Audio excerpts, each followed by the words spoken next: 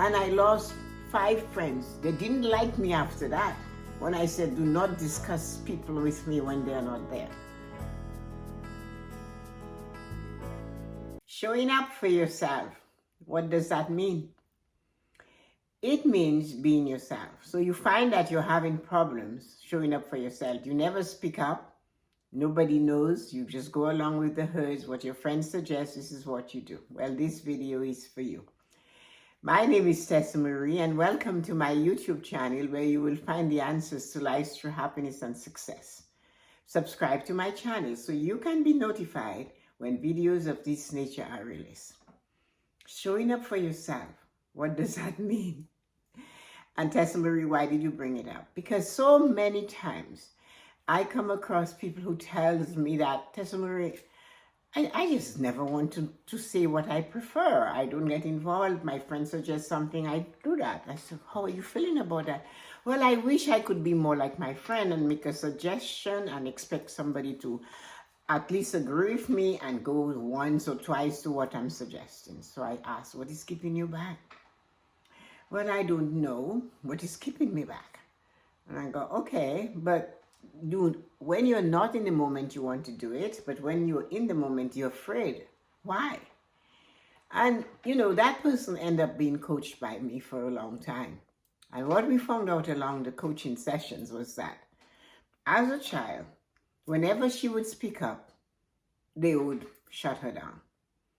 So she grew up in the family as a middle child. And whenever she was given the opportunity or there was something going on and she said something, oh, go sit down, behave yourself. Children are to be seen and not heard. And she just was never. So when the family suggests something, she went with it. Even if it was going to play with a friend she didn't like, or going to hug a relative, she did not like that person. And it came out that she didn't person like just even the way they smell bothered her. But she went ahead with that all through her life, doing and thinking that whatever somebody else said was what she was supposed to do. Never have a time, never was there a time to stand up and be herself. They suggested that she went to university and studied to be a lawyer, and that's what she did. And she said, I despise law. And she's a practicing lawyer. And you can tell I do it because everybody's watching me in my family to see if I will continue, if I'll succeed. And this poor lady, I heard her. She had gone to get help from the different psychiatrists, and they gave her the tools to cope with. But she still had that thing she never shared, that she was afraid to speak up. She went because she didn't like her career choice. And she decided she would stick to it since she had invested so much in it, but she didn't say why. They didn't find the cause. And that is where the 5 pillars of prosperity, that book of mine, right behind me, that orangey goldy book, that's where it comes into play. When one of your pillars is not working, you have to find out what it is that caused it to be broken. Because sometimes what is not working is the symptom and not the cause. In this young lady's case, it was the cause of being told to shut up, to sit down, you don't know anything, you're just a girl, la la la, all of those little things. And that got her to hold back and not sticking up, even in her career. Now she's better, but emotionally, they destroyed her. And we found that out by listening to her with the 5 pillars of prosperity. And I said, they took you and put you in a box and say, stay there. But they gave you the key in your courage, your confidence to take the key and open the box and step out. And she said, yeah, but I'm afraid that if I step out, somebody's going to tell me to step back in the box and lock myself in there forever. And that is how she lived her life.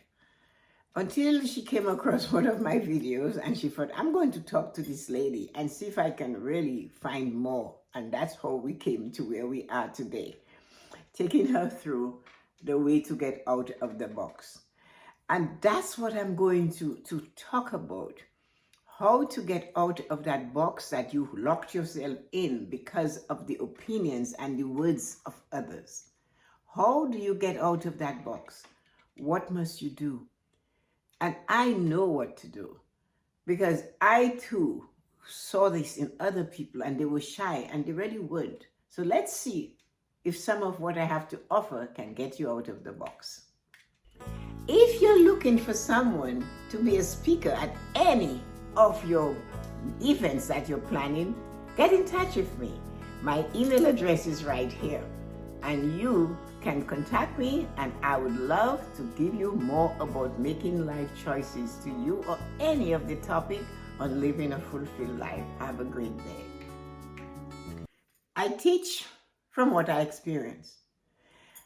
I didn't always speak up, but I did realize not speaking up was not going to help me to succeed and to become the vision of an unstoppable woman, which I am today. So I learned to step up.